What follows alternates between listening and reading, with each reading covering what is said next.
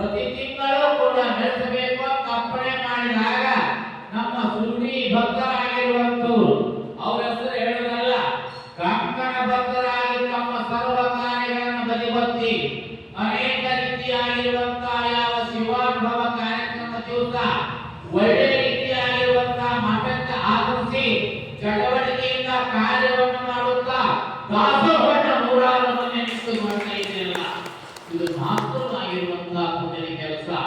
ಇಂಥ ರೀತಿಯಾಗಿರುವಂತಹ ಮಹಾಜ್ಞಾನಿಗಳಾಗಿರುವಂತವ್ರು ಹೇಳ್ತಾರೆ, ತೋರದಯ್ಯ ಸುಖ ತೋರದು, ಬೇರೆ ಬೇರೆ ಭಾವಿಸಿ ಬ್ರಹ್ಮಜ್ಞಾನ ಹೊಂದಿರುವುದರಿಗೆ ತೋರದು ಎನ್ನುವಂತ ರೀತಿಯೊಳಗ ಆರೋಢ್ಯ ಪುರಾಣವನ್ನು ಕೇಳಿರುವಂತಹ ಪ್ರಸಂಗದೊಳಗ ಅವರ ತಂದೆ ತಾಯಿ ಒಳ್ಳೆ ರೀತಿಯಾಗಿರುವಂತಹ ಕಾರ್ಯವನ್ನು ಮಾಡ್ತಾರೆ.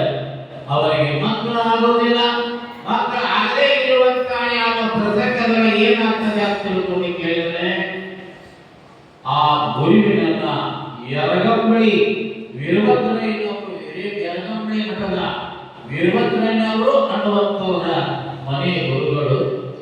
ಈ ರೀತಿಯಾಗಿ ಮನೆಯ ಗುರುಗಳ ಆಶೀರ್ವಾದವನ್ನ ಪಡೆದುಕೊಳ್ಳುವಂತಹ ಯಾವ ಸನ್ನಿವೇಶದೊಳಗ ಮಹಾತ್ಮರಾಗಿರುವಂತಹ ರೀತಿಯೊಳಗ ಅವರಿಗೆ ಆಶೀರ್ವಾದ ಮಾಡ್ತಾ ಇದ್ದಾರೆ ಗುರುಗಳು.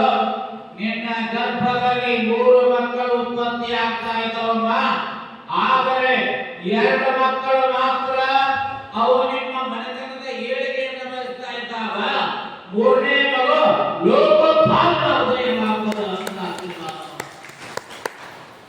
ಮೊದಲಿಗೆ ಬಸಪ್ಪ, 2ನೇದು ಶರಣಪ್ಪ, 2 ಮಕ್ಕಳು.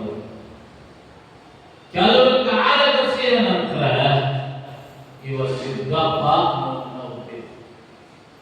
ಸಿದ್ಧ